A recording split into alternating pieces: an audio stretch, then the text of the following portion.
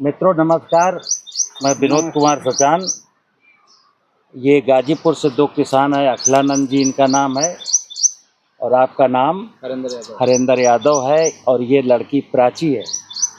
मित्र, मैं आपको बता रहा हूँ कि मैं अक्सर कहता हूँ कि अगर आज की पीढ़ी नहीं सुधरी या आज का बुजुर्ग नहीं सुधरा तो हम आने वाली पीढ़ियों को क्या देख के जाएंगे। हमारा संपूर्ण कारोबार खेती पर आश्रित है। भोजन यहाँ से मिलता है, पानी यहाँ से मिलता है और ऑक्सीजन यहाँ से मिलती है। ये प्राची लड़की है और ये बीएड कर रही है। और ये मैं बताऊं कि कल ये इनका भाई है, कल इनसे मेरी बात हुई है शाम टाइम 5-6 बजे। मैं खरगोन से लौट रहा था। इसकी बहुत इच्छा थी, ये भाई इसका कह रहा था कि मेरी सिस्टर आपसे कुछ बात करना चाहती। तो मैं समझ गया कि हमसे जो बात करना चाह रहा होगा उसके मन में कुछ होगा। तो मैं इसी से कहूँगा, बेटा तू बता कि तुम हमसे बात करने के लिए मन में उत्सुकता थी, हमसे मिलने की उत्सुकता थी, विषय क्या था? विषय यह था कि हमें धरती माँ से हमेशा प्यार करना चाहिए और इज़्ज़त देना चाहिए। हम केमिकल के रूप में इस धरती माँ को दुख दर्द हर चीज़ दे रहे हैं, पर इसको इस चीज़ की ज़रूरत नहीं है। आजकल केमिकल के द्वारा धरती माँ को अनेक प्रकार से हम ख़राब कर रहे हैं, जो कि इस धरती माँ के लिए और हमारे लिए और हमारी आने वाली पीढ़ियों के लिए हर एक के लिए ख़तरा है। और हमारे जीवन में आजकल जो बीमारियाँ आ रही है उसकी वजह भी यही है, जो कि हर एक इंसान के लिए आगे चल के घातक सिद्ध हो सकती है।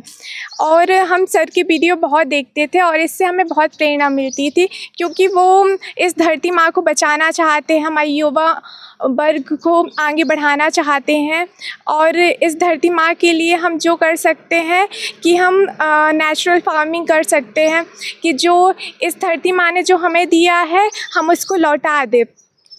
इस धरती माँ को किसी और चीज़ की ज़रूरत नहीं है, जो हमें देती है हम उसको लौटा देंगे तो इसकी प्राकृतिक गुण अपने आप ही बढ़ते जाएंगे।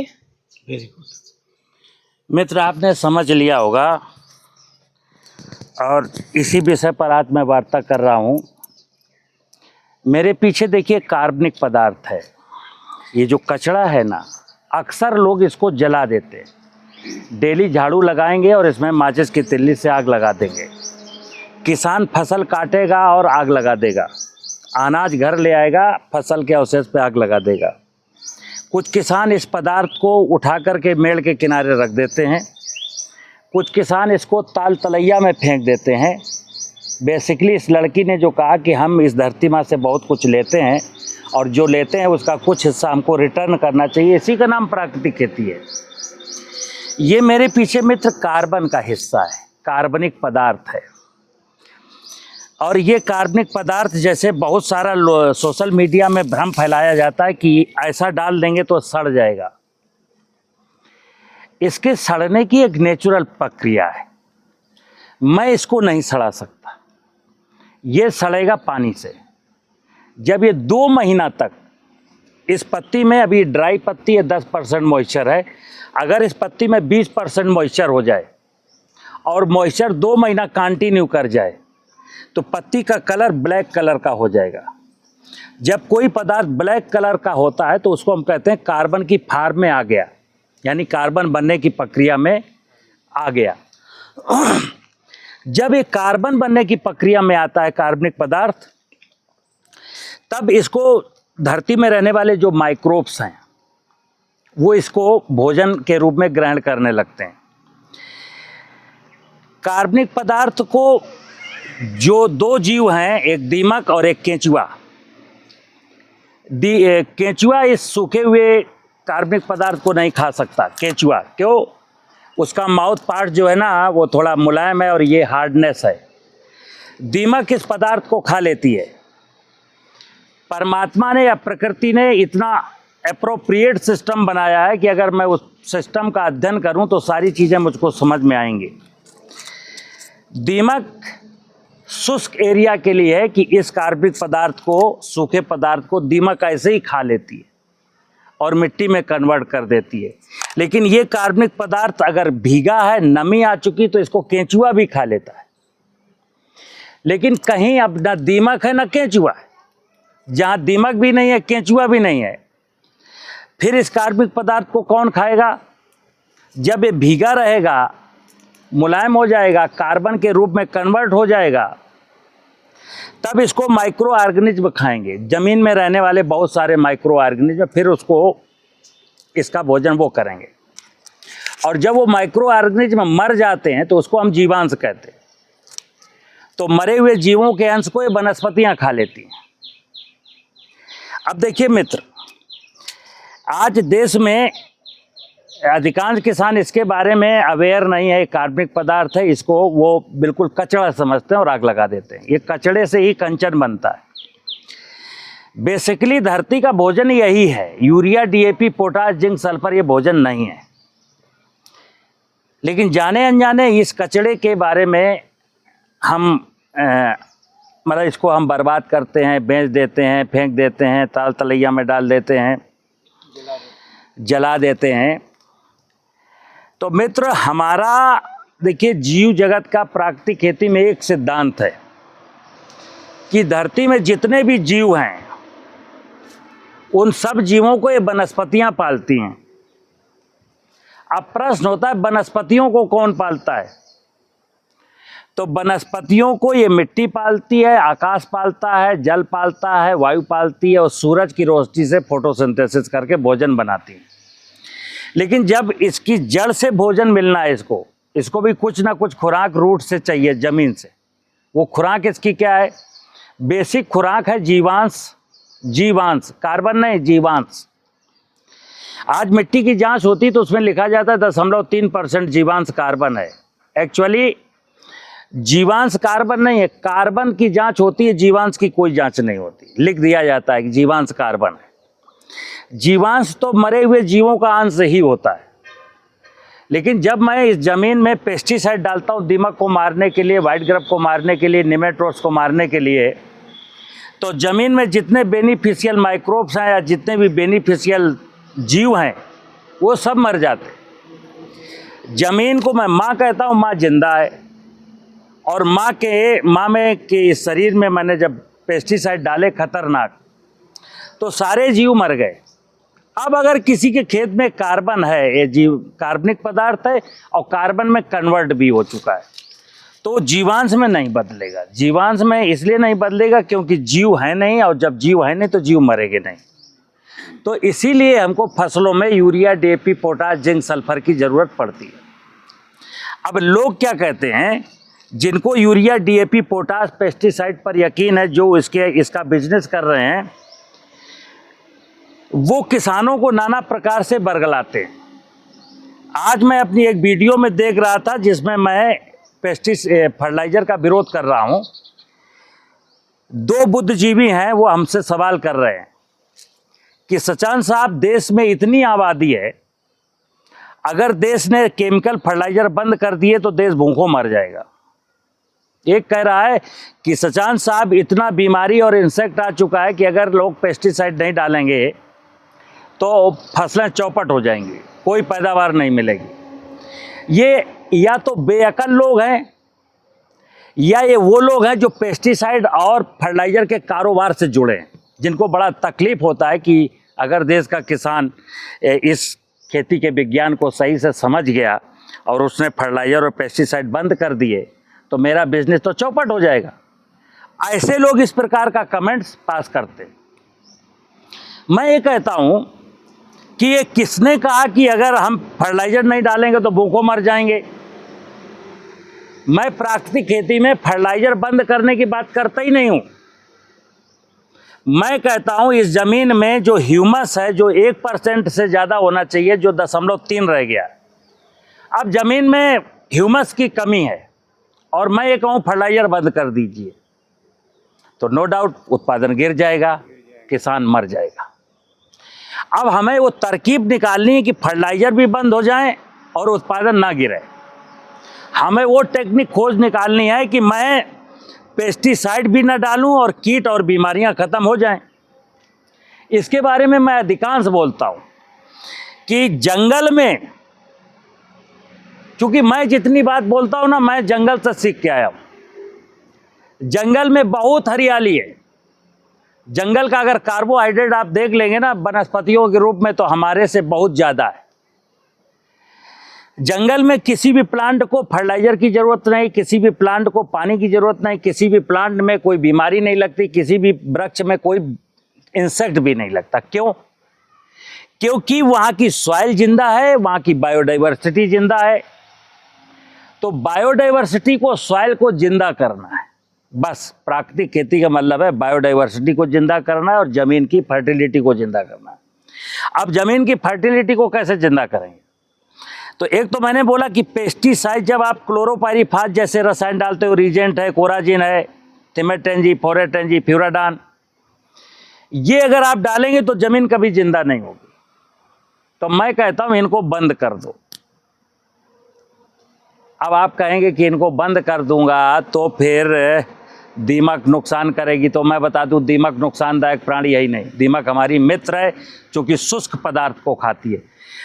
जिंदगी में जिस वैज्ञानिक ने देखा हो देश के कि दीमक गेहूं को खाती है, चने को खाती है, वो मेरे सामने आकर के जरा बात करें।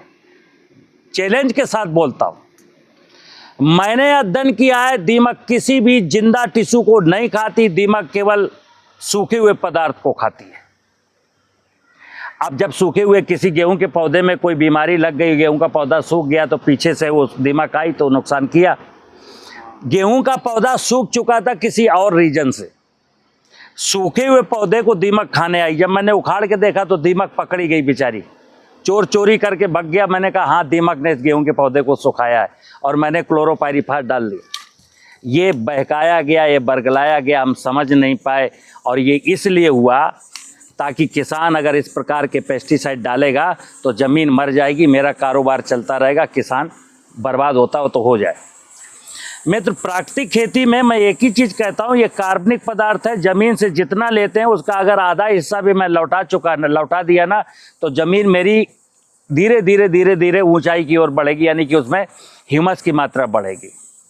इसके जीव न मरने दें, और अभी जो जीव मार चुके हैं उसके लिए मैं कहता हूँ कि जीवामृत डालना है। अब एक प्रश्न आता है, बहुत सारे किसान, एक मेरे मित्र हैं, उन्होंने कहा सचान साहब, किसान कहते हैं ये जीवामृत क्या होता है? ठीक है ना, तो मैं बताता हूँ। बेसिकली जीवामृत नाम दिया किसी ने। पहले मैंने इस विधा को कहा था खेत का अमृत, लेकिन खेत का अमृत चूंकि कम लोग जानते थे और जीवामृत बहुत सारे लोग जान चुके थे सब, तो मैंने भी उसको जीवामृत कहना शुरू किया। जीवामृत का मतलब है कि हमने अभी बोला कि ज़मीन में लाखों प्रकार के बेनिफिशियल माइक्रोब्स रहते हैं और सैकड़ों प्रकार के नेगेटिव पैथोजन रहते हैं। नेगेटिव का और पॉजिटिव पैथोजन का एक कोरिलेशन है। अगर नेगेटिव नहीं होगा तो पॉजिटिव नहीं होंगे, तो इनका आपस में एक संबंध है। तो जहाँ पॉजिटिव होंगे वहाँ नेगेटिव भी होंगे, लेकिन प्रकृति की एक व्यवस्था है कि नेगेटिव डाउन होंगे, पॉजिटिव उन पर हावी होंगे। तो हमारे पॉजिटिव माइक्रोब्स जो है ना, वो नेगेटिव पर वो कंट्रोल करके रखते हैं और फसलों में बीमारियां नहीं होने देते। तो ऐसे लाखों प्रकार के जीवाणु ज़मीन में रहते हैं जो ज़मीन में इस कार्बनिक पदार्थ से बने हुए कार्बन को अपना भोजन मानते हैं, अपनी पॉपुलेशन बढ़ाते हैं, पीछे से मरते चले जाते हैं। और जो मरे हुए जीव हैं उनका जो अंश है वो हमारी वनस्पतियां लेती हैं। जैसे सिंपल सी हमारे और वनस्पतियों के बीच में एक संबंध है। मैं इस पेड़ के पास खड़ा हूँ, अर्जुन का पेड़ है। मैं श्वास ले रहा हूँ, 1 मिनट में 6-7 बार श्वास ले रहा हूँ। जब मैं श्वास लेता हूँ तो किसी से पूछो आप श्वास के माध्यम से क्या लेते, तो बोले ऑक्सीजन लेते। नहीं मित्र, मैं श्वास में हवा लेता हूँ और हवा में जो ऑक्सीजन है वो मेरे फेफड़ों के अंदर चली जाती है। हवा में जो कार्बन था वो और जो मेरे शरीर से कार्बन रिलीज हुआ वो बाहर आता है। फिर ये जो पत्तियाँ वृक्षों की, वनस्पतियों की, वो ये कार्बन डाइऑक्साइड ले लेती हैं और कार्बन डाइऑक्साइड का जो सी मॉलिक्यूल है वो अंदर कर लेती हैं और ऑक्सीजन फिर बाहर कर देती। मैं फिर ऑक्सीजन लेता हूँ। तो श्वास की अगर देखा जाए कि वनस्पतियां कैसे श्वास लेती हैं, हम कैसे श्वास लेते हैं, तो श्वास के माध्यम से वनस्पतियां कार्बन डाइऑक्साइड लेती हैं और हम ऑक्सीजन लेते हैं। वनस्पतियां ऑक्सीजन छोड़ती हैं, हम कार्बन डाइऑक्साइड छोड़ते हैं। ये हमारे दोनों के बीच का एक संबंध है। वनस्पतियों को काट करके उनकी पत्तियों को खाना, उनके फलों को खाना, उसके अनाज खाना, उसका जड़ खाना, उसका तना खाना, ये मनुष्य का काम है। लेकिन मनुष्य के द्वारा जो विसर्जित किया गया मल है वो वनस्पतियां खाएंगी। कब खाएंगी? जब उसके मल को जीवाणु खाएंगे, फिर जीवाणु जब मरेंगे तो वो वनस्पतियां खाएंगी। एग्रीकल्चर का या जो प्रकृति का ज्ञान है सिर्फ इतना है कि हमारे और हमारी वनस्पतियों के बीच में क्या कोरिलेशन, हमको ये पता करना है। जब हमको ये पता चल जाता तो मैं फिर प्राकृतिक खेती को ठीक से समझ जाता हूँ। अन्यथा की दशा में ये ग्रासेस खड़ी हैं बहुत सारी। जहाँ मैं खड़ा हूँ वहाँ घासें होती हैं और घास को वैज्ञानिक भाषा में कहते हैं खरपतवार, वीड्स। मित्र, किसी ज़माने में चना भी खरपतवार था, किसी ज़माने में हिरनखुरी और मोथा, अरे बहुत सारी वनस्पतियाँ जिनको आज मैं मेडिसिनल वैल्यू की बात करता हूँ, यह सुगंधा है, सतावर है, ये सब कभी वनस्पतियाँ वीड्स ही थी जब मैं जानकारी नहीं रखता था। जैसे जैसे किसी वनस्पति का बाजार मूल्य मुझे पता चला और इसकी उपयोगिता मेरे शरीर में क्या है, इसकी वैल्यू क्या है, जब मुझे वैल्यू पता चल जाती तो उसको मैं क्रॉप में सम्मिलित कर लेता हूँ। और जब तक मुझे किसी वनस्पति की वैल्यू पता नहीं चली तब तक उसको मैं खरपतवार कहता हूँ। और उस खरपतवार को वैज्ञानिक और टेक्नोलॉजी कहती है अगर वीडीसाइड नहीं डालोगे तो ये आपकी क्रॉप नहीं होने देंगे। ये अपराध है मित्र, ये मेरी ना समझ है किसी भी खरपतवार को मारना। क्योंकि मैं बार बार कहता हूँ कि इंसान अपने लिए फसल बोता है, लेकिन धरती माता चूँकि सारे जीवों को उसको पालना है। तितली है, मधुमक्खी है, चींटा है, चींटी है, सांप है, बिच्छू है, चिड़िया है, कौवा है, मोर है, गिलहरी है, खरगोश है, हिरन है, ये जी इनके लिए मनुष्य ने कुछ फसल बोई है क्या? मनुष्य या तो बताए कि मैंने खरगोश के लिए, चींटी के लिए, सांप के लिए और हिरन के लिए ऐसी फसलें मैं बोता हूँ। तो मैं उनके लिए चूंकि कुछ नहीं बोता हूँ, तो उनके लिए ये धरती माता कुछ बोती है, उनके लिए भी बोती है और अपने लिए भी बोती है। क्योंकि धरती माता के अंदर अगर सामर्थ्य नहीं होगी तो दूध कैसे पिलाएगी अपने जीवों को? तो धरती माता ये ख्याल रखती है कि अगर मैं स्वस्थ रहूंगी तभी अपने संपूर्ण जीव जगत को लालन पालन कर पाऊंगी। इसलिए धरती माता संघर्ष करती है, नाना प्रकार की वनस्पतियां उगाती है ताकि ये वनस्पतियां कुछ जीव यूज कर लेंगे, फिर वो मर जाएंगे, यहीं गल जाएंगे, फिर कुछ बच जाएगा, वो सूख जाएगा, उसको छोटे छोटे माइक्रो ऑर्गेनिज्म खा लेंगे और मेरे अंदर जीवांश बढ़ जाएगा। जब जीवांश बढ़ जाएगा तो मैं सारी दुनिया को खाना खिला सकती हूँ। तो ऐसे वैज्ञानिक जो कहते हैं कि अगर रसायन छोड़ दिए गए तो देश भूखों मर जाएगा। 17वीं शताब्दी में देश कहाँ भूखों मर गया था? फिर लोग कहेंगे कि 1947 में तो देश भूखों मर रहा था। 1947 में अगर मेरे पास खाद्यान्न की कमी थी तो अंग्रेजों की पॉलिसी की देन थी, नहीं तो 17वीं शताब्दी में तो दुनिया का 34% खाद्यान्न केवल भारत पैदा करता। अब लोग कहेंगे तब उतनी आबादी नहीं थी। आप मैनेजर हैं, इंसान इस धरती का मैनेजर है, इससे आबादी 2 गुना हो जाए तो भी ये धरती माता पाल लेगी। बस इस धरती माता के प्रति मुझको जो कर्तव्य है वो कर्तव्य निभाने। अभी क्या कर्तव्य है? अभी तो मित्र पढ़े लिखे लोग ये चाहते हैं कि किसान की गाड़ी कमाई का पैसा भी मेरे पास आ जाए, इसलिए वो अनर्गल प्रलाप करते हैं। ABCD का ज्ञान नहीं उनको। धरती माता जितनी संपन्न होती जाएगी उतनी ही पैदावार बढ़ती जाएगी। और आज की जो पैदावार है 326 मिलियन टन, वो क्या खाद्यान्न है? खाद्यान्न है कि खाद्यान्न के नाम पर जहर है? तो मैं तो कहता हूँ खाद्यान्न है, वो खाद्यान्न के नाम पर जहर है। ना उसमें स्वाद वैल्यू है, ना उसमें पौष्टिकता की कोई वैल्यू है। दूसरा पेस्टिसाइड की मिलावट और है जो आपको अस्पतालों की ओर ले जा रही है। तो किसान का, गरीब का गाड़ी कमाई का पैसा भी बाजार में चला गया और उसको जो खाद्यान्न मिला वो भी जो जहरीला मिला। अब जब बीमार हो गया तो इलाज के लिए अपनी ज़मीन बेचने के लिए मजबूर हो रहा है। देश का किसान 90% किसान कर्ज में डूबा है और हम उसको कर्ज बांटते चले जा रहे हैं और कहते चले जा रहे हैं तू मुझसे कर्जा ले जा, फिर कृषि यंत्र खरीद, यूरिया खरीद, पेस्टिसाइड खरीद ताकि उद्योगपति पलें। तुम मरते हो तो कल मरो चाहे आज मरो, हमको क्या लेना देना? किसान भाइयों, ये जो लड़की है ना प्राची, कल जब ये आज सुबह यहाँ आई है तो मैं भावुक हो गया कि देखिए बच्चे कुछ दुनिया में ऐसा भी सोच रहे हैं। और मैं युवा पीढ़ी से कहता हूँ कि हम 60-70 साल की उम्र वालों ने जो कुकर्म किया है ना यहाँ, उसके दुष्परिणाम आज की युवा पीढ़ी को भोगने पड़ेंगे और युवा पीढ़ी भोग ही रही है। मैं कहता हूँ दावे के साथ कि आधे % आज आधे दुनिया का या हिंदुस्तान का आधी आबादी का यूथ जो है ना मेंटली हैंडीकैप्ड हो चुका है। वो पागल हो गया बिल्कुल, उसको कुछ समझ में नहीं आता क्या करना है क्या नहीं करना है। नौकरी लग गई तो ठीक, तो मौज मस्ती करने लगेगा, और नौकरी नहीं लगी तो डिप्रेशन में चला जाएगा, माँ बाप को दुखी करेगा। अरे आप यंग हैं, इस धरती में बहुत सारा काम है आपके लिए, उस काम को कैसे करेंगे? कर्मों का फल मीठा होता है मित्र, कुकर्मों का फल मीठा नहीं होता। कर्म क्या है? परमात्मा की जो व्यवस्था इस धरती पर है या भगवान की जो व्यवस्था धरती पर है, उस व्यवस्था को बना करके रखना, उस व्यवस्था के साथ परस्परता में मिल करके जीना, यही इंसान का कर्म है।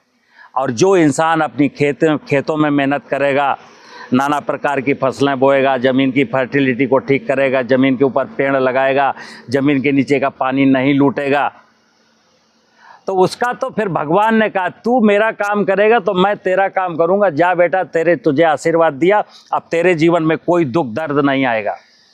और जिसने कागज के नोट के लिए जीवन जिया, यानी मुझे कागज का नोट चाहिए, जमीन मरती हो तो मर जाए, कागज का नोट चाहिए, जमीन के नीचे का पानी खत्म होता है तो हो जाए, मुझे कागज का नोट चाहिए, चिड़िया मरे, तितली मरे, मधुमक्खी मरे, कोई फर्क नहीं पड़ता, मुझे कागज का नोट चाहिए, लोग मरते हो तो मर जाएं। ये सारे लोग पढ़े लिखे इंटेलेक्चुअल जो अपने आप को कहते हैं, मैं इनको जानते हो क्या कहता हूं? ये सबसे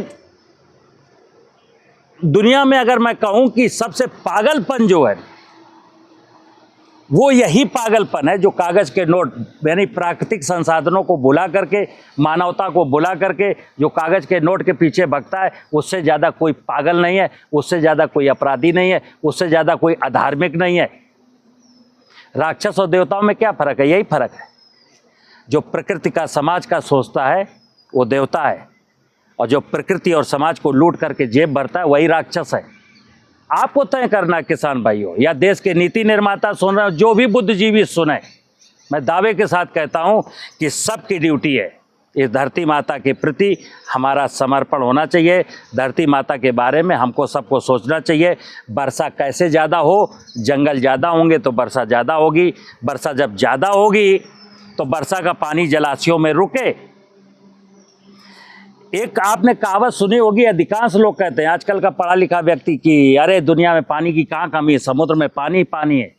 कैसे लोग कह सकते हैं दूसरा विश्व युद्ध पानी को लेके होगा? अरे धरती के ऊपर तो 66% एरिया में पानी पानी भरा है। तो लोग कहते हैं अरे समुद्र का पानी पीने लायक नहीं है। मैं कहता हूं तुम पानी पीते कहाँ का हो? आज भी हम लोग समुद्र का ही पानी पीते हैं, लेकिन समुद्र के पानी की व्यवस्था देखिए जरा, परमात्मा की प्रकृति की व्यवस्था देखिए, कितना बड़ा आरओ लगा है।